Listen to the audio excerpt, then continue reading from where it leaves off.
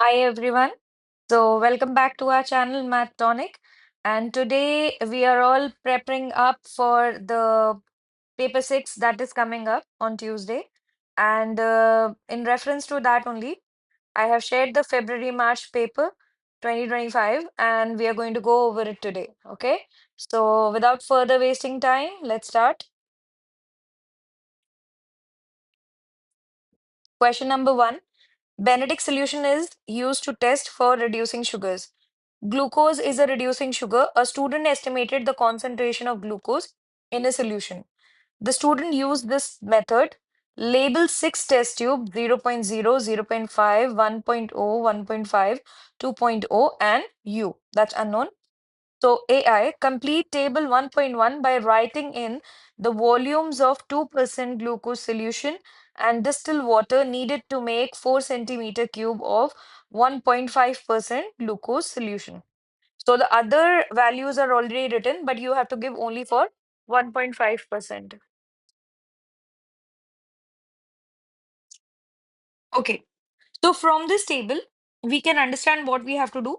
So our total volume, which should be there, should be 4 centimeter cube. Okay. And in this 4 centimeter cube, we have to prepare different concentrations of glucose. Our stock solution that we have is 2%. So from this 2%, we have to make 0.0, 0.5, 1.0, 1.5, and 2.0. For example, I will take the easiest one here. For example, you have to make 1%. Okay. So if you have to make 1%, that means you have to dilute this particular 2% glucose half, right? So we are taking 2% of glucose solution, 2 centimeter cube. And again, we are taking 2 centimeter cube of water because we are diluting it to half. So total volume becomes 4 centimeter cube. And from this 4 centimeter cube, your half of it is glucose, which is 2%, and half of it is water. So the total, you can say concentration of glucose here will become how much? 1%. Okay. Now, similarly, if I talk about this one, here in this question, you have to take 0.5%. So 0.5% if you have to make, that means how many times you have to dilute? First time, when you will add 2 centimeter cube of water, it will become how much? It will become 1%. When you'll add 1 centimeter cube more, then it will become how much? Then it will become 0.5. So one part of 2% and three parts of your volume of water. Now you have to make how much? You have to make 1.5%. So three parts of glucose solution we are taking and one part of your water we are taking. So in this total 4 centimeter cube of solution, how much of it is going to be glucose? Three parts of glucose solution and one part of water.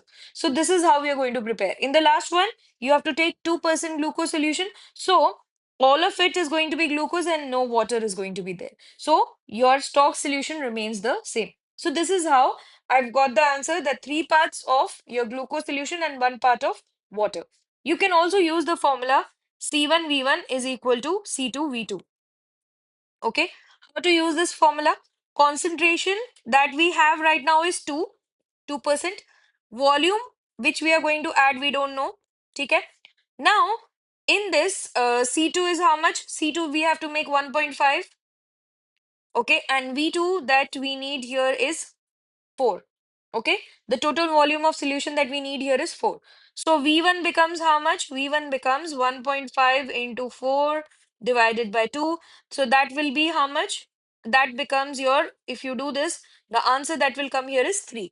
So that means you have to add 3 parts of your glucose solution and one part of it is going to be water.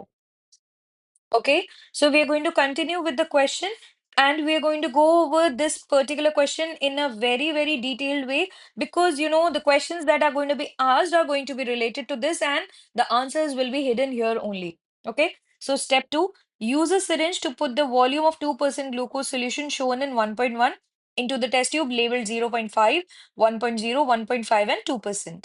Step 3, use the same syringe to put 4 centimeter cube of unknown glucose solution U into the test tube labeled U. Step 4, use a clean syringe to put the volume of distilled water shown in table 1.1 into the test tube labeled 0.0, 0.5, 1.0, and 1.5. Step 5, Use a clean syringe to put 4 centimeter cube of Benedict solution into each of the test tubes labeled 0.0, 0.5, 1.0, 1.5, 2.0, and U, unknown. Step 6. Put the test tubes into a hot water bath at 80 degrees Celsius and start the stop clock. Step 7. Wait for 5 minutes. Remove all the test tube from the water bath. Step 8. Record the color of the liquid in the test tube labeled 0.0, 0.5, 1.0, 1.5, 2.0, and U, that's unknown. Okay, let's move to the questions part now. Figure 1.1 shows the student's results. So these are the results which are basically which the student he got. Okay. Prepare a table and record the student's result. So I already have prepared the table. Now, minimum actually, for getting the marks as per the marking scheme, you at least have to write whatever is given here. Okay, it's your wish. You want to add something, like if you want to add the initial color, which is blue for Benedict solution, you can add that also. But at least you have to add whatever is given here. So sample concentration, I have given it here, and the sample which is there. And you also have to mention what are the units. Color change after 5 minutes. So this is given here. Suppose if I'm writing some answer which is there, which has some units. For example, I'm writing some time. Okay. So time after this particular minute. So I have to mention the units in the table heading. Okay. I will not you mention here. I will mention here only in the brackets that it is going to be in minutes, and then whatever answer is going to be a 1, 2, 3, 4, 5, I can mention it here. So this is the neatness which they actually see in the table, and the minimum number of columns and minimum number of rows should be there, otherwise you don't get marks in this. Okay, so try to make it as neat as you can. Okay, so triple I now. Use figure 1.1 to estimate the percentage concentration of glucose in the unknown glucose solution U. Okay, so what we got here was orange yellow. Okay, so it is in between orange and yellow. So we can write any particular value between 1.0 and 1.5. You can write 1.25 also. However, I have written 1.3. So this is my answer. Because it's an estimated result, we have to write an estimation. So it is 1.3 or 1.25 also you can write.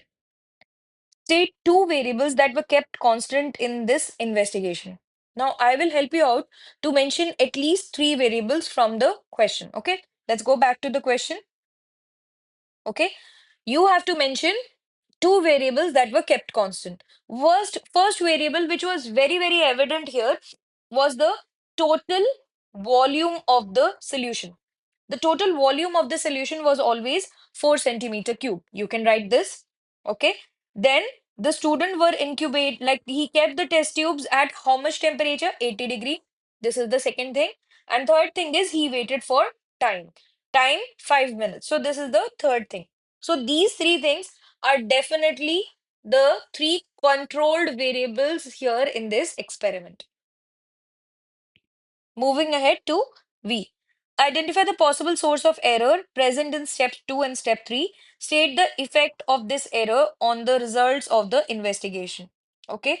Now, I have written here same syringe was used in step 3 after step 2 could affect the color change of the solution U. Okay, let's go back and read what I am referring to. So step 2 and step 3, use a syringe to put the volume of 2% glucose solution in table 1.1 into test tube. This.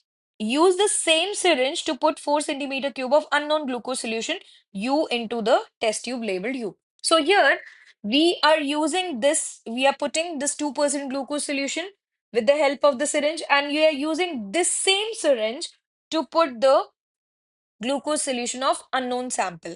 So do you think how is it going to affect the color of this glucose solution, unknown one, can be more darker because you are using what? You're using the same syringe.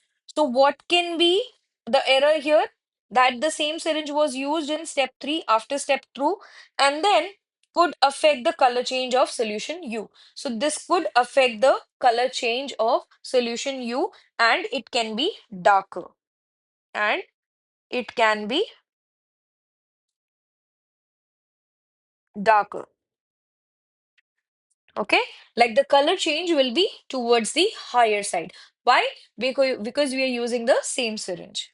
Now, B, egg contain a protein called albumin. Albumin will turn from cloudy to clear when it is digested by pepsin, a protease enzyme.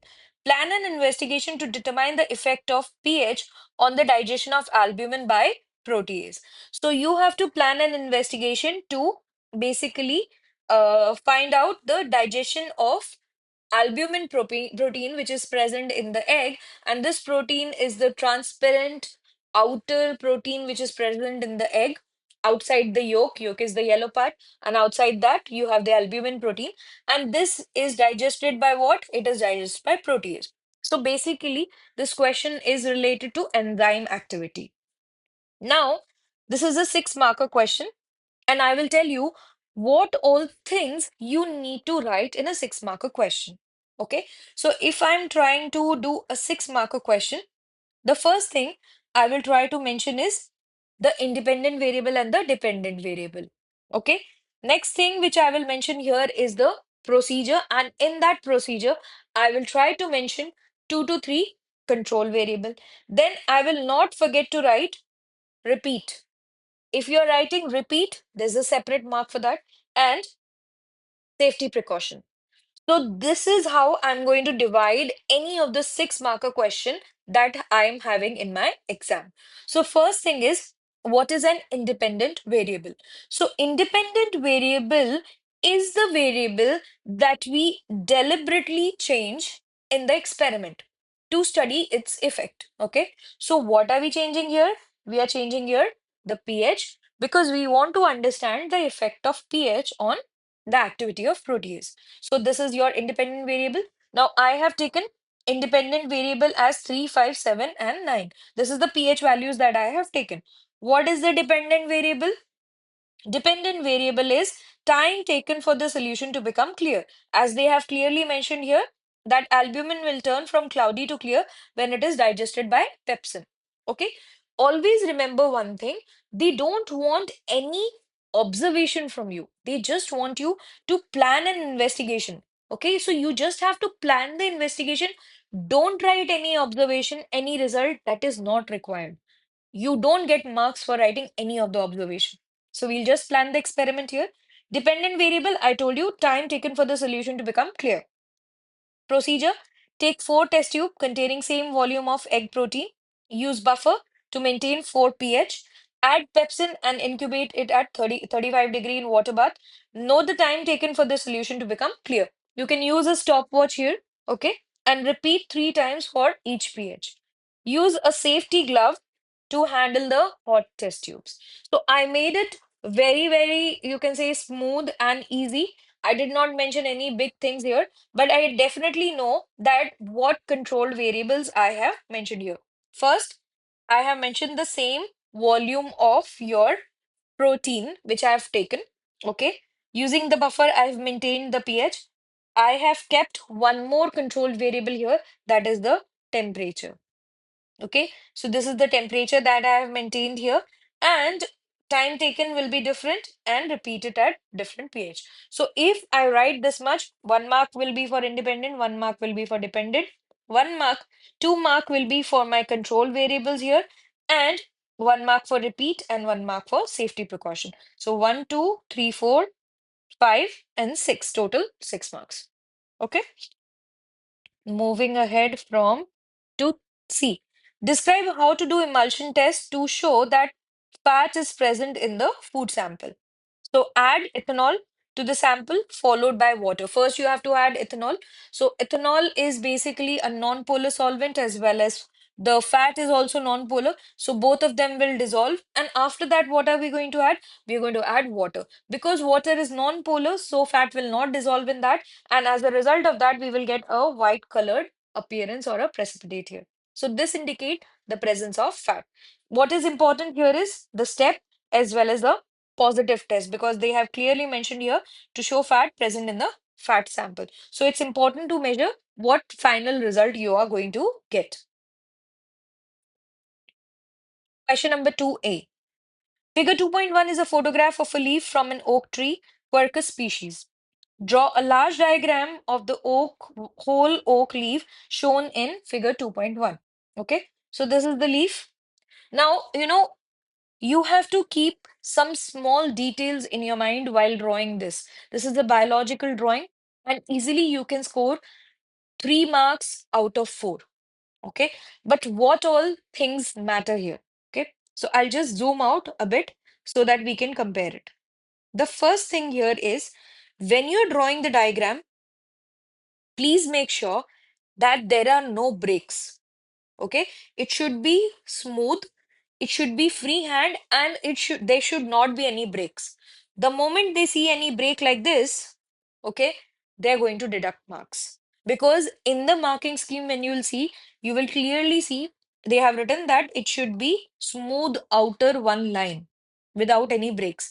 And first time when you're drawing the diagram, make it with a light hand so that even if you make a mistake, you erase it and it doesn't give an imprint on the paper, because you're not going to get a separate paper in your exam. So that's why make it with a light hand. Even if you erase it, you're able to do it again. Second thing that you have to take care is, this is the first point. Second point is draw a big diagram, because they always tell you to draw a large diagram. And you have to cover at least 50% of this area. So that means you have to draw a very big diagram, as big as you can. You can see how big diagram I have drawn here. Third thing, pay attention to the details. If it is a drawing of a insect, see how many legs are there.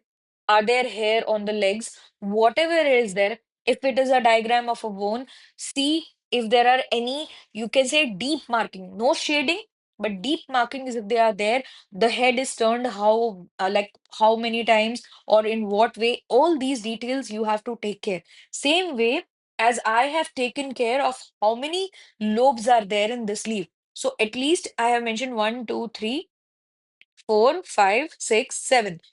And here a small one is there, which is 8. So if you draw these properly, then you will get marks. They definitely don't want you to shade. Shading, if you do, your marks are deducted. But they actually observe this, how detailed you have seen the image.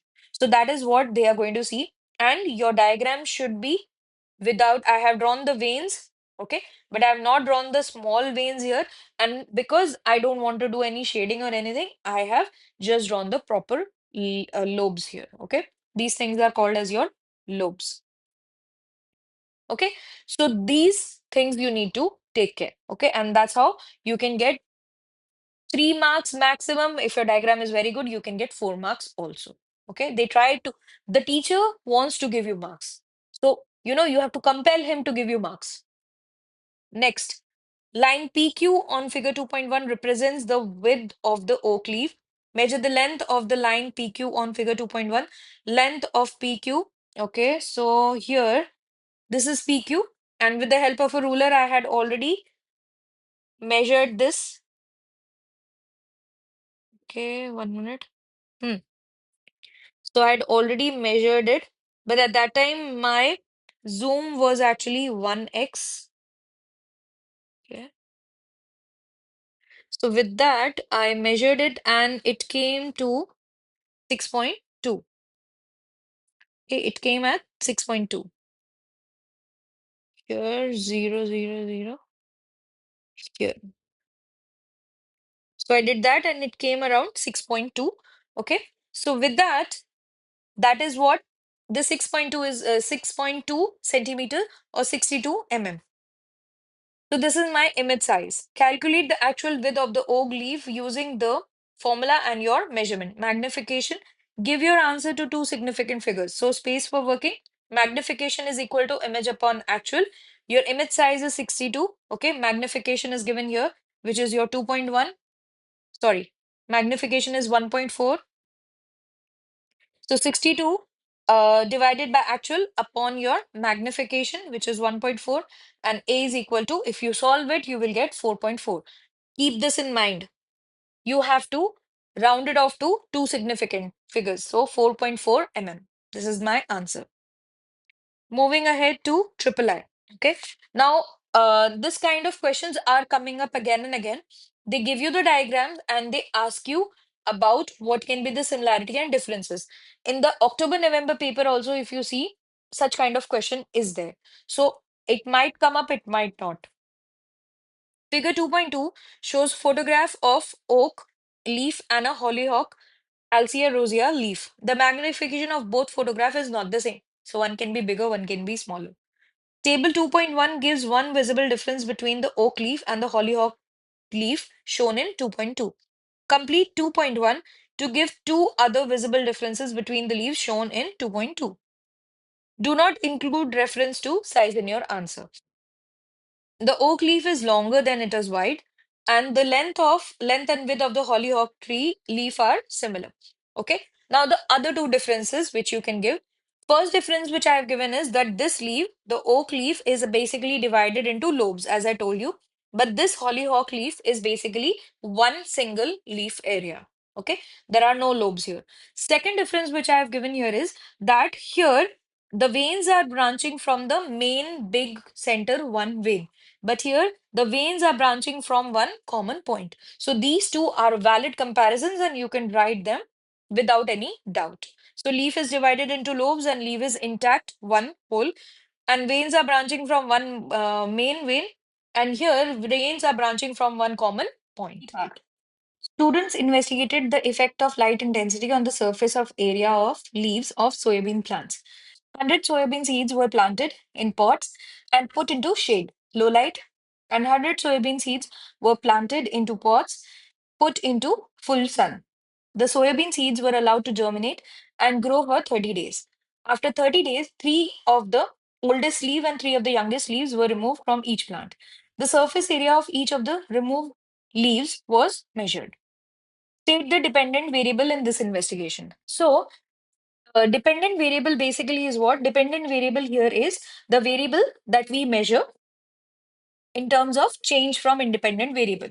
Okay, so when independent variable is something that we vary, here the independent variable is basically your shade and sun. Okay, because you're keeping it in low light and you're keeping it in full light intensity. So this is your independent variable. And with respect to that, the change that we are measuring here, that is the surface area of the leaf. So here surface area of the leaf becomes your dependent variable.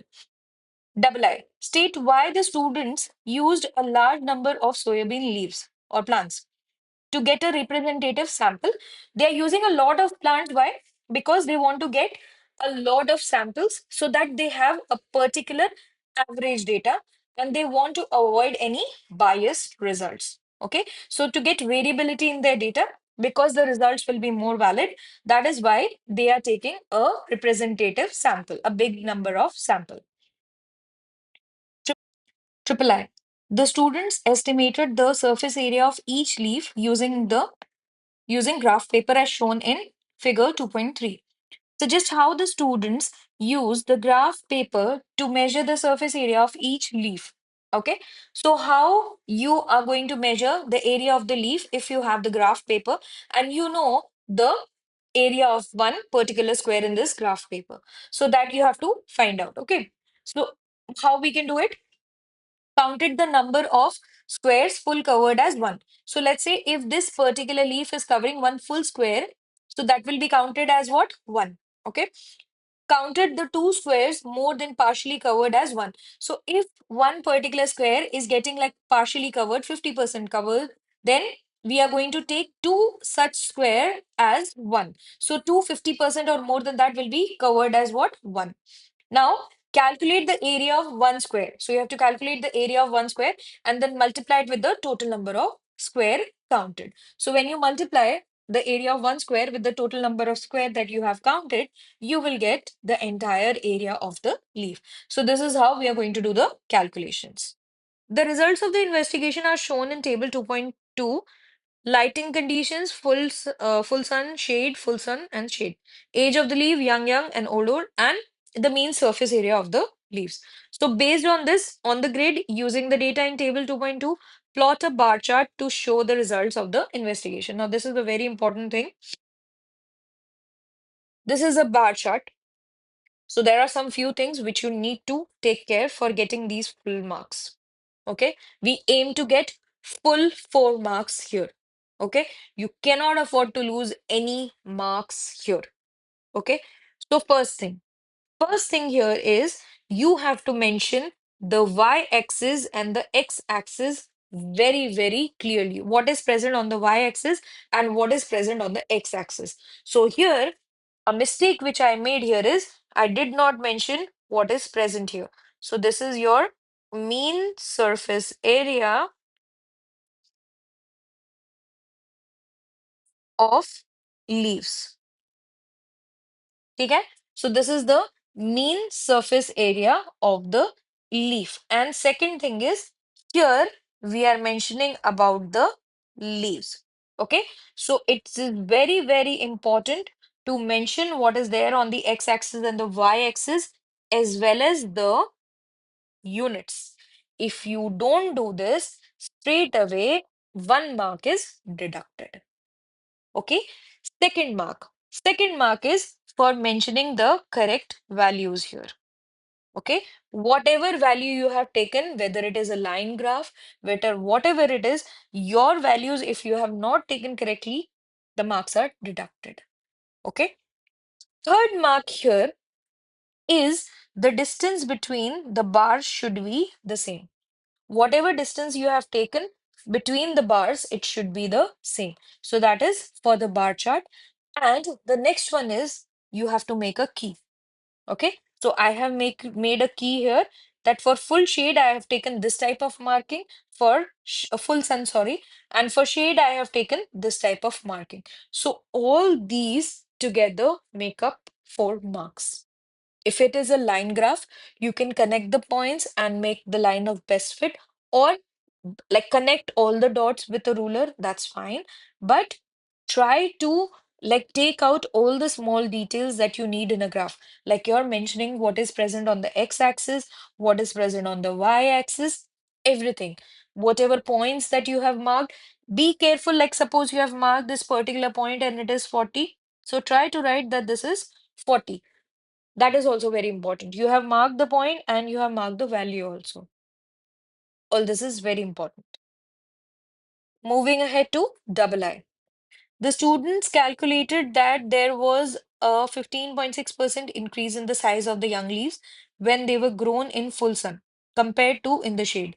Calculate the percentage increase in the surface area of the old leaf that have been grown in full sun condition compared to old leaf that had been grown in the shade. So let's just see old leaves. So in full sun 78 and in old your shade, sorry, full sun it's 78 and shade is 58. So 78 minus 58 divided by 58 into 100. This is going to be your value. Again, I'm going to just highlight this thing, 1 decimal place. So I have narrowed it to 1 decimal place. Triple I. State two conclusions from this investigation. So two conclusions we can only draw from the graph. First of all, the mean surface area was higher in case of full sun condition. You can see here 52 and 78. So mean surface area of leaf was higher for full sun conditions, whether it is young or old. And second thing which I have written here is that the mean surface area of the leaves was more for old leaves. Okay, so it is higher for the old leaves and it is higher in both the cases for full sun conditions. So the mean surface area is greater in full sun than shade, and mean surface area is greater in old leaves than in new leaves. So this is two conclusions that I have written. D. Hydrogen carbonate indicator is used to test for the presence of CO2. An aquatic plant was placed in red hydrogen carbonate indicator and put under bright light. The plant takes in CO2 as it photosynthesizes. State the final color of the hydrogen carbonate indicator. Now, in a very crisp manner, we are going to discuss how hydrogen carbonate indicator this works. So this indicator normally in normal pH it is red. Okay, we can say at neutral pH. Around the neutral pH it is red. If the pH becomes alkaline, If the pH becomes alkaline, this solution becomes purple. Okay. And if this particular solution becomes your orange, in that case, it is your acidic. Okay. Now, CO2 is an acidic gas. Okay, so CO2 here is an acidic gas. So increase in CO2, increase the acidic condition. So if the plant is doing only respiration, there's no photosynthesis, there will be an increase in CO2 concentration. In that case, the solution becomes orange. But if there is decrease in the CO2 concentration, the CO2 concentration decreases, the conditions are going to be alkaline and the solution becomes purple. Okay, so this is how I got the answer purple. You can remember it for future reference. Okay, so we have successfully complete the entire discussion of the paper. In case you have any doubt, you can just let me know and have a very wonderful test. I will release one more video regarding the same for tips and tricks for paper number 6 before you head for your exam. Okay, all the very best and thank you.